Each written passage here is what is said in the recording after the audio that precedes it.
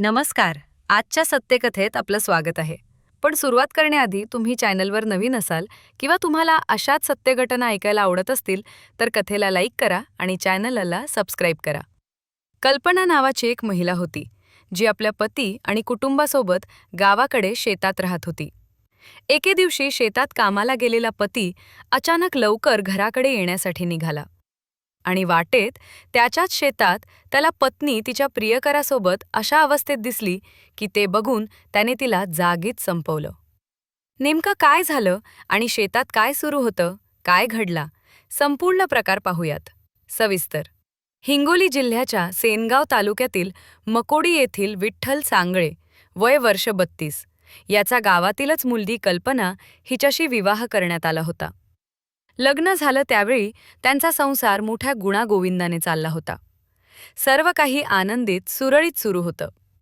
या संसारातून त्यांना 2 अपत्य असून एक मुलगा 8 वर्षाचा तर दुसरी मुलगी 6 वर्षाची.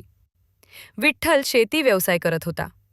तो मेहनत कष्ट करून आपले आणि आपल्या परिवाराचे पोट भरत होता आणि मुलांसोबत खुश होता, समाधानी होता. दिवसभरात जितका वेळ मिळेल तो पत्नी आणि मुलांमध्ये घालवत असायचा. या दरम्यान कालांतराने त्याची पत्नी कल्पना, वय वर्ष 26, हिचं गावातीलच एका तरुणासोबत, ज्याचं नाव आहे भास्कर, याच्याशी सूत जुळलं.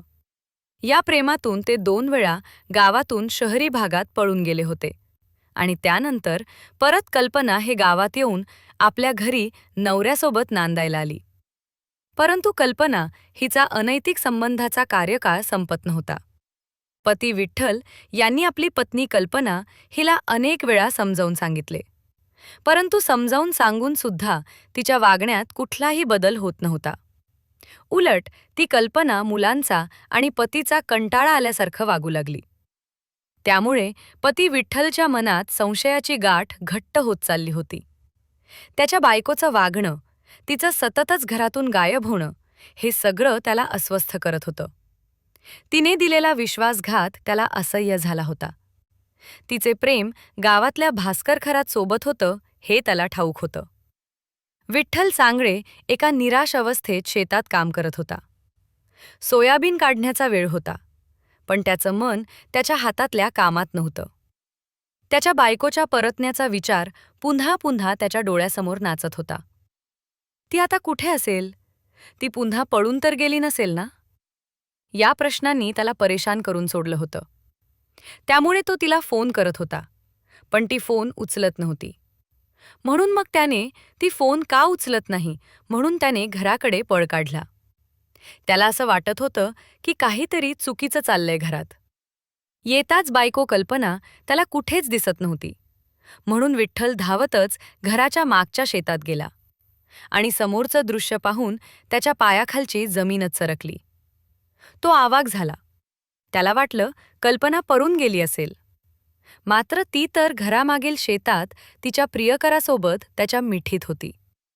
विठ्ठल तेथे जाताच समोर कल्पना आणि भास्कर त्याला एकमेकांच्या मिठीत दिसले.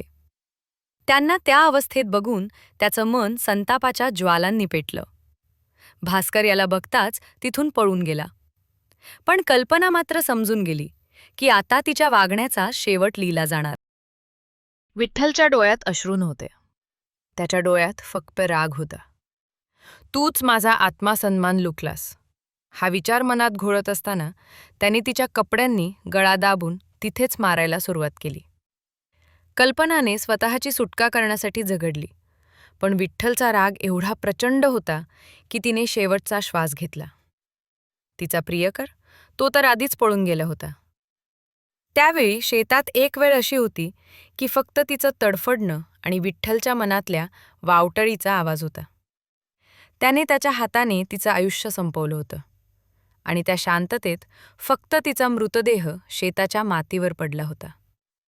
हे करताच विठ्ठलला अचानक भान आलं की तो एक मोठं पाऊल उचलून बसला आहे.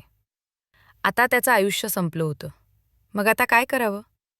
म्हणून त्याने एक बनावटचा प्लॅन तयार केला. प्रियकरानेच हे सगळं केलं असं सगळ्यांना सांगून तो स्वतःचे रक्षण करून पाहत होता. मग तो गावात आला आणि त्याने गावात येऊन जोरजोरात आवाज दिला की खरातनेच त्याच्या पत्नीचा खून केला आहे. तो इतका आक्रमक झाला की पोलिसांनी काही कारवाई केली नाही. तर मी डेडबॉडी घेणार नाही अशी धमकी सर्वांसमोर त्याने दिली. पण मित्रांनो, पोलिसांची चाणाक्ष नजर कधीच चुकली नाही. सेनगाव पोलीस स्टेशनचे निरीक्षक रणजित आणि उपनिरीक्षक चित्ररंजन यांनी तपास सुरू केला.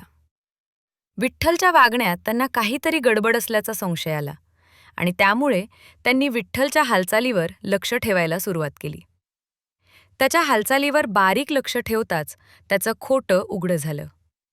पोलिसांनी त्याला खाक्या दाखवताच त्यांनी शेवटी सत्य कबूल केलं आणि सांगितलं की होय, मीच तिला मारलं, कारण तिचं प्रेम मला संपवायचं होतं. तिच्या हातून सुटका नव्हती. विठ्ठलवर गुन्हा दाखल झाला. त्याला अटक करण्यात आली आणि पुढील चौकशीसाठी सेनगाव न्यायालयात हजर करण्यात आलं. गावात मात्र या घटनेनंतर एक भयंकर शांतता होती. प्रेमातल्या विश्वासघाताचा आणि ईर्षेचा परिणाम कसा भयंकर होऊ शकतो हे सगळ्यांनी अनुभवलं होतं. आणि या घटनेमुळे एकच गोष्ट लक्षात आली: नाती तुटली की त्यातून काहीही चांगलं घडत नाही. प्रेमात विश्वासघात होतो तेव्हा त्याची किंमत फक्त प्रेमच नाही तर आयुष्यही देऊन चुकवावी लागते. विठ्ठल आणि कल्पनाच्या नात्याचा शेवट हा प्रेमाचा नव्हता, तर एका भयंकर अंताची गोष्ट होती. आता यातून आपण काय शिकावं? विठ्ठल सांगळे याच्या मनातील संशयाने त्याला अस्वस्थ केलं होतं. त्याने वारंवार आपल्या पत्नीला समजावलं, पण जेव्हा नात्यातील विश्वास आणि संवाद हरवतो तेव्हा त्याचा परिणाम नात्याचं विघटन होतं. कल्पनाच्या अनैतिक वागण्याने विठ्ठलच्या मनात राग आणि द्वेष, दुःख भरून आलं, ज्याचा परिणाम एका भयंकर गुन्ह्यात झाला. नातेसंबंधात कोणत्याही परिस्थितीत संवाद आणि विश्वास टिकवणं अत्यंत महत्त्वाचं आहे. विषय आणि विश्वासघातातून जेव्हा मनात राग जमा होतो तेव्हा त्याचं स्वरूप अनपेक्षित आणि भयानक असू शकतं. कोणतंही नातं हे केवळ प्रेमावर टिकत नाही, तर ते एकमेकांवरील विश्वासावरही टिकलं जातं. विश्वास तर प्रेमाचं अस्तित्वही कायमच गमावून बसावं लागतं आणि त्याची किंमत खूप मोठी असते. ही घटना ऐकून या घटनेबद्दल तुम्हाला काय वाटते? तुमची प्रतिक्रिया कमेंट्स बॉक्समध्ये जरूर कळवा. धन्यवाद.